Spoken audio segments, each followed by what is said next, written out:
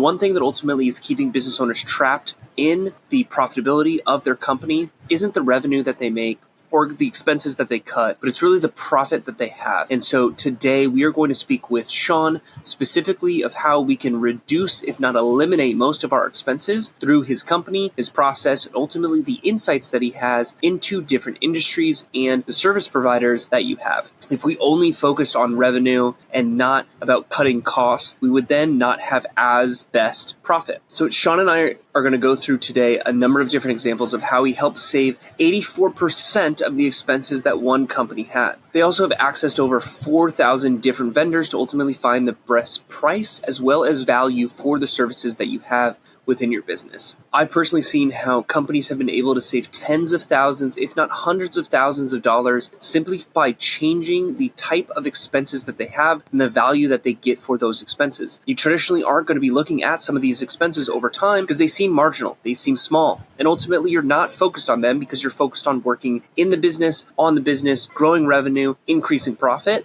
but typically not decreasing expenses, if not changing the services for them. So listen to today's show. If you can hear in the background, I'm here in Gulf Shores, Alabama, about ready to go to the Sand in My Boots Country Music Festival. It's going to be a great time, and so will this show. Enjoy. Shawn, one big thing that I've found with business owners is we want to cut costs, but we may not know the right things to cut, when to cut it, or really just anything about it.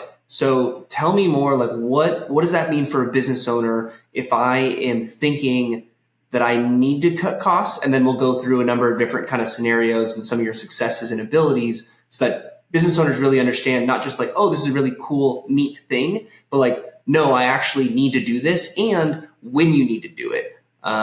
What does that kind of look like? Yeah, it's, you always need to do it. There's always optimizations to be found in any business and in many different aspects of it. At Schooley Mitchell, we focus on operating costs. So not the core costs of a business. If it's a business in a steel industry, we don't deal with steel prices, things like that. But different categories that a lot of businesses would have, such as telecom, credit card processing, small package shipping. We can go on to those later if you want. But it's something that, I say in business, there's two ways to make money. You can do more sales or you can save more on your costs. And when you hire Schooley Mitchell, it pays for itself from your savings, and it's really easy. Making the next sale is not always that easy. And so, we come in at the other end and save costs by implementing our strategies that we've been using for 30 years.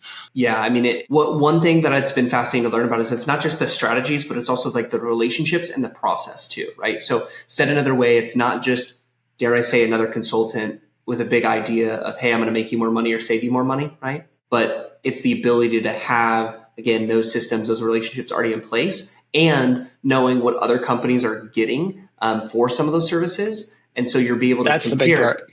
Yeah. So you're able to compare across the board. Hey, like this is this isn't in line with what we're, kind of seeing with other, companies or individuals, or especially at your size, as well as just even the idea of, hey, for your size of company and industry, you're really within this threshold, and it typically should be 7 or 8%, and you're at 14. So maybe there's just that conversation to be had. Now, I come from someone who has a background of Lean Six Sigma, and then I went into Agile and Scrum, and then I've done other business processes like Scale Up and kind of EOS stuff. So said another way, there's always this idea on cost cutting. So imagine that you had, I have a cucumber in my fridge, right? This is just a random thing I'm thinking of. Okay. I have a cucumber and I'm just going to try to make this cucumber last for like years or decade. The idea of like cost cutting sometimes is like the death by 1,000 cuts. And you're just like trying to optimize like this one thing when really as a business owner, you should be focused on other things, but you should just be focused on this initially. And so in terms of, saving money, like what have you found in terms of business owners and your process? Because this isn't just a, recommendation sheet of, hey, you should do this and this. Like you work with companies through the process and extending to be an advocate and an implementer of these things. So that way I, as the business owner, truthfully don't really get to kind of a limited mindset where I'm just like so focused on this cucumber. instead of, going to, I don't know, harvest more cucumbers. I don't know what the analogy is there, but that piece, like, walk me through what is that like? Because that's interesting, to me, where it's not just me doing it. It's not another thing for me to do just to save $5 or, a couple percentage points.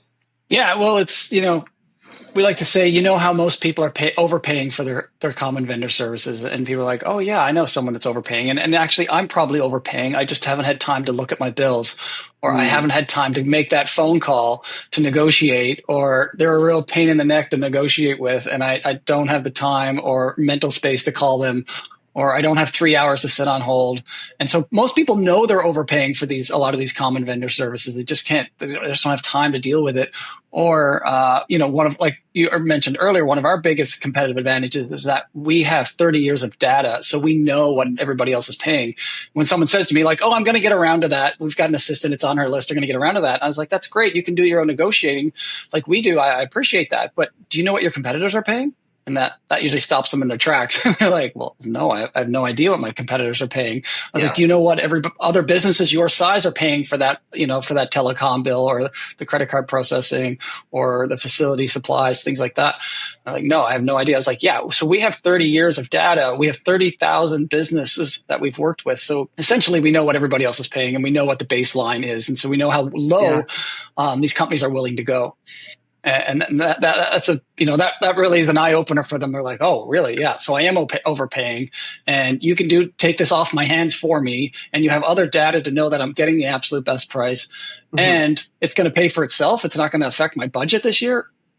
Sounds great. Yeah, certainly.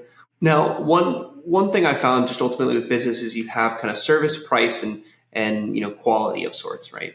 What have you found and experienced over these, kind of 30 years of data from different suppliers in terms of service reduction? It seems as though the types of things that you're going at from a cost standpoint is that they're not necessarily commodities, but they are in some aspects. So said another way, it's not like you're going to the consultant and saying, hey, I want to pay you half of what your initial bill was. And then that individual is going to be like, okay, well, great. I'm going to give you half the service, right? So what have you really found in terms of, great, I saved all this money, but does my business still operate to the same efficiency? Am I still getting the same service, same quality, or does it change? Does it dip a little bit? Have you seen it dip before? Yeah, great question. No, that's one of our guarantees is that we will find cost savings at the same service level or better. So we're not just, a budget discount company looking for your absolute best price. And now your, dumpsters aren't going to get picked up every 3 weeks. And maybe they might miss a week here or there because they're a small company that doesn't have many drivers. Like, that's not the case. You will have the exact same schedule. In this case of waste removal, you'll have the exact same schedule that you want. We'll go from there. So we guarantee the same or better service. And if it's not, the service level dips below what you want and expect it, we'll make another change. We definitely assure clients of that we're not affecting their service level. But like a lot of times it's in these scenarios that they've been with a provider for years, and that provider has been gradually increasing the price like more than a reasonable amount each year, and they're not picking up on it. And so all of a sudden, they're like, there's so many competitors in this marketplace that there's typically always someone that's going to be way cheaper. That's a new contract that we can start right now. That's going to be a lot less at the same service level because, there is that competition factor out there. And then the fact that they're generally way overpaying for the market. Yeah.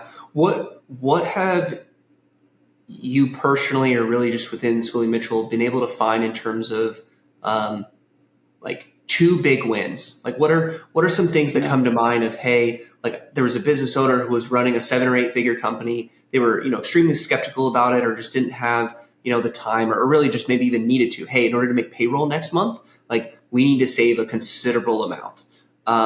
What sort of, sure, testimonial, but just like big things that really people have found? Because I find it interesting, this idea of like same level of service or better. When I think of cost reduction and saving money, I think of like just everything has to potentially like get worse and less, right? But really what you're doing is you're really just exploring. Hey, we're exploring other options that have different, cost pieces to it. And again, service level might be better. There might be a different, payment plan, things like that. But talk to me more about some just out of the park sort of things that people were just like, oh my gosh, I never would have known that. And they were so excited that they like gave you a hug or something, like that kind of. Yeah, just last week I was working with a client here, a large recreation center in Ottawa, and for their waste removal. And a lot of times in these centers, there's a new general manager that comes in and they inherit contracts that have been signed for years. And they're just like, okay, like it's in the budget. It's a line item in the budget. Like that's the waste. We put away that much money each year for that. And props will go up each year. And so he took it over a couple of years ago, but he knows what they're paying every year. He's not that happy with the service, and he doesn't really know if he's way overpaying or not because hasn't been doing comparing prices because he's super busy doing everything else. So he's like, yeah, I'd love for you guys to come in and have a look at our waste. So we do a full audit of their waste. And so we look at their last, this is where it's a bit of a seasonal business. We'll look at 12 months of their invoices and go through all of those to check out, make sure they're not overpaying in that. And then we compare it to our baseline, what we know other people are paying. And then we start calling around to potential competitors. And what we found out, generally we say on average throughout all our categories is we save about 28% on average, sometimes lower, sometimes higher. For this client, we found an 84% savings for him on his waste. It's going to potentially go from $34,000 a year down to $5,500 a year. Like that's nuts.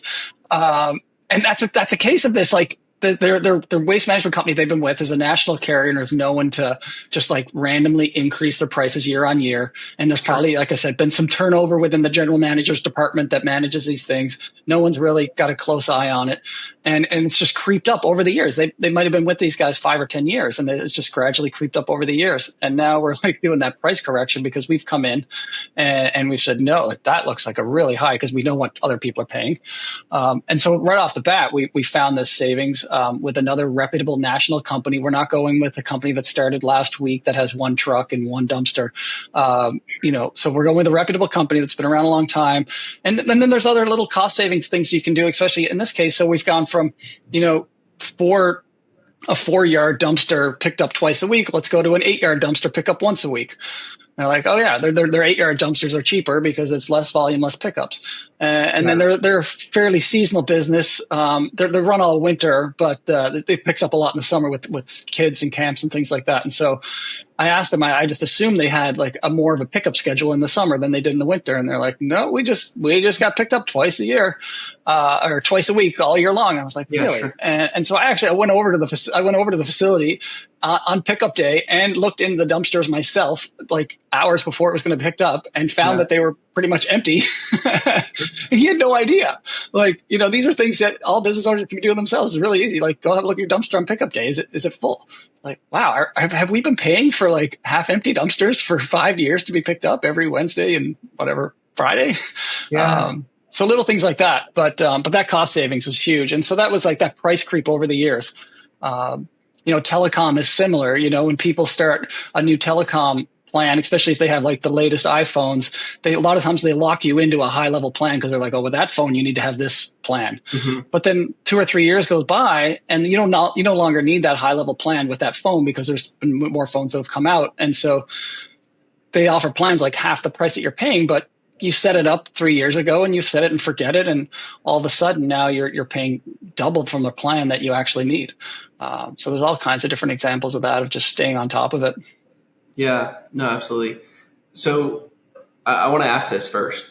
Do you also focus on value savings? So the idea of, hey, it actually could be more than what you're paying right now. However, like what you get in response, to that is more beneficial. Like, is it truly cost reduction regardless? Or again, are you also doing kind of value savings with, kind of service at or better? Yeah, we really focus on the cost reduction. That's basically our whole payment system. How we get paid works out because we get more money when you get more savings. We don't get paid. If you don't get any savings, we don't get paid.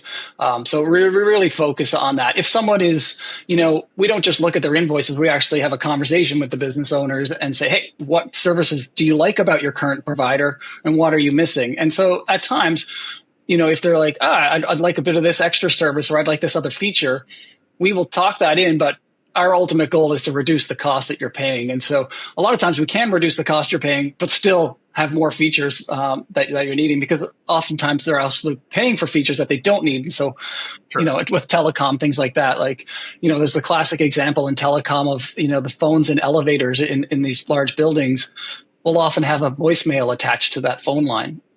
It's like, what? You've been paying for that voicemail in the elevator phone for 30 years. It's like, well, you don't need that, but we can move that to somewhere else, that money to somewhere else. So there's all kinds of intricacies like that. And then it's the other part of it is just even like invoices, like merchant service fees, credit card fees, those invoices. It's not just that percentage people are looking at. There are so many extra added fees into those bills that people have no idea what they mean or what they're for. And our experts, our analysts, like our analysts are working one or two categories only, and so they know these invoices inside out and what all the codes mean and what all the lines mean. And so I've saved a recent client just 15% on his credit card services year on year, taking away one of those fees. Like he was really optimized. He had a really good rate, but we're like, hey, look at these fees. They shouldn't be paying these. And we went back to the company. And they're like, okay, we'll take them away. Yeah. But you as a business owner, you don't know credit card fees and what other. They're like, I guess it's a fee for doing service. I'll just pay it.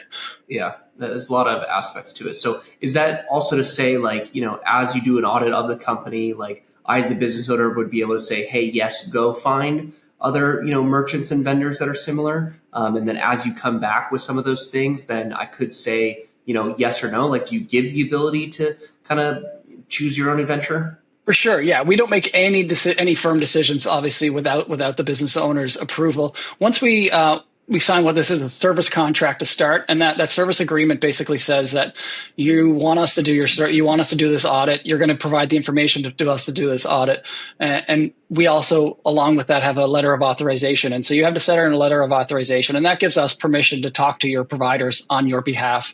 And then when we're talking to them, that's when we're doing the negotiating, we're doing the rates, and we're doing the analysis, but we're not making any decisions. And so once we've gathered all of our information, we've got the best price from your current provider, we've got some competitor pricing, we put that into what we call a value report, and then we do another presentation to you with myself and the analyst, and we'll go through that with you. And then basically that's where we make our recommendations. We show you what we found, all the prices we found, and then we show you our recommendations.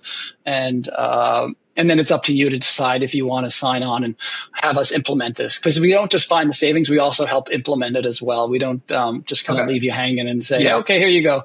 With a dumpster, we'll coordinate removals of dumpsters on, because people don't want to be left with a dumpster don't not have one for 3 days. If you're a busy business, you need to have that. And so we work on coordinating that. If you're changing your credit card processing, we work on getting new terminals and making sure the new terminals are there before you cut the old ones off, and help you implement all of that. Are you also helping, like, educating and training as you have some of these switches as well, of like, hey, here's this new terminal, therefore, right? Or is it really just kind of the equipment in that example? Yeah, it's more the equipment, because we'll hook them up with the reps that are the experts on that particular type of terminal.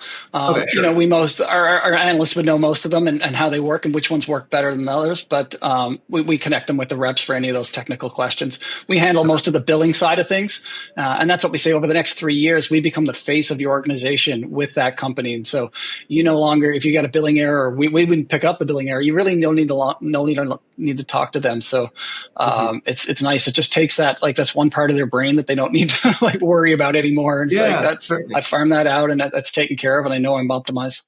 Doing that, right? Like, there's a salesperson that's going out making revenue. There's kind of accounting and finance who's understanding, profitability, and then there's people doing the work, and you have COGS. Yeah, and it's like, it's ultimately a lot of times will fall under the CFO's responsibility. But do you think the CFO has the time to go through all of this? Sure. Monitoring invoices.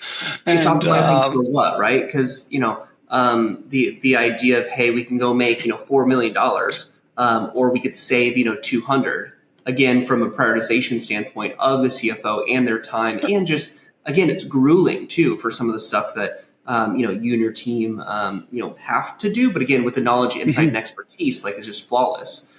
So that way, I was on the phone with Southwest for an hour and a half last night with just a issue they had of, like, buying more points to change a flight. But point being, it's just like that kind of like thought process. I was like, I just want to go to bed. Like, Right. just, so not that you do that, but Yeah, no, well, that's kind of one of our example. slogans is we sit on hold for you.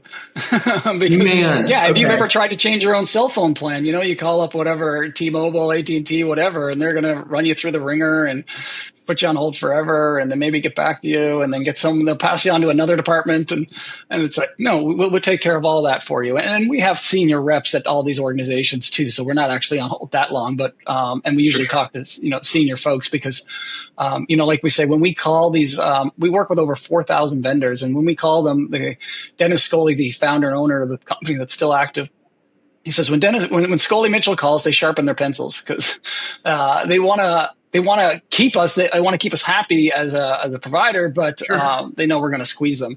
And we don't take any commissions at all from any of our providers. We have no skin in the game. We like to say that, and we're just looking for the best price at the same or better service level, which is nice because there are a lot of other companies out there that do this similar type of work. Maybe not as many categories, but they work totally on commission from like the T-Mobiles or the AT&Ts and things like that. And so we're just scouring for the best prices. With the same service. Yeah, it makes sense. Okay, so let's recap. Like, what sort of services do you focus on? I wrote down like telecom, partnership processing. Like, what other things should I think about? Yeah, I can just run through a few of them here. The small package shipping is a pretty big one, and less than truckload shipping. So that's kind of 150 pounds above and below. Waste disposal, like I mentioned. We even do like electronic tracking devices for vehicles. So if you got a fleet of vehicles, we can do cost analysis for electronic tracking devices, fuel as well for fleet of vehicles, fuel cards. We have a bunch of different options for that. Uniforms and linens. So that's obviously big in the hospitality industry, or including with uniforms and linens is those mats, those door mats that people use in the wintertime, especially up here in Canada. Facility supplies. Facility supplies is a large category, but it generally encompasses cleaning supplies, for manufacturing, for buildings, things like that you're getting from whether it's Staples or Amazon, wherever.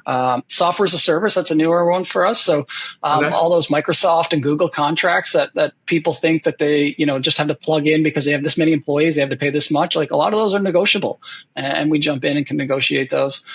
Compressed gases is a big one for us as well. Some great savings you can find there. A lot of seniors homes would have that. A lot of manufacturing would have compressed gases, propane, things like that.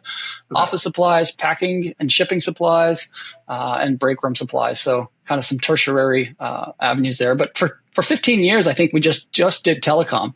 And so now we're blowing the doors off and expanding and adding new categories as all the time. Yeah. Okay. So from an industry perspective, it seems like kind of, supply chain and service type of business. Yeah. Manufacturing is pretty big. Okay. Yeah. Because like you talk to one manufacturing organization, and a lot of times they can use like 7 or 8 of those categories. Sure. And the more categories, obviously, the better, the more savings they're going to find. A lot of times we'll start them at 1 or 2 categories, and we'll even do that as like a test case scenario. Like, hey, let us work with 1 or 2 of your categories, see how it works out. People see the savings and how easy the process is, and they're like, wow, like let's look at some more categories. What about like professional services type companies? It seems like there's a couple that are kind of coming to mind for those. Yeah, a little bit. A lot of those, telecom is kind of probably the biggest ones. Where I'm based right now in Ottawa, there's a lot of high tech, and so there's not as much for the high tech sector. There a lot of times they're pretty optimized in a lot of these things. Some credit card processing, some telecom. Recreation centers, I'm finding have been really good. Large recreation centers, they have a lot of expenses. Hockey arenas, tennis centers. They've got a lot of different programs going on, and there's some really big ones out there right now. Our sweet spot is kind of a $5 million revenue and up businesses, and the more expenses, the more savings we can find. Have I worked with businesses less than $1 million revenue? For sure. And we can find them, but the less expenses, it's harder to find. Every now and then, it doesn't matter really what the size of the business. Every now and then we come back with what we call a no savings report. And that's actually good news for the client. It means that they're optimized, and we did our research and we found that we couldn't get better rates than they're getting right now. And it's congratulations. And for us, it's like, hey, that one's on us. Maybe you'll provide a testimonial someday, and maybe you'll come back in a year and we can review some other things. But that's that does happen from time to time, but not too often, because we wouldn't be able to manage the business if, if we were coming back with a lot of no savings. Yeah, for sure. And you're in Canada, but you also work in the US as well.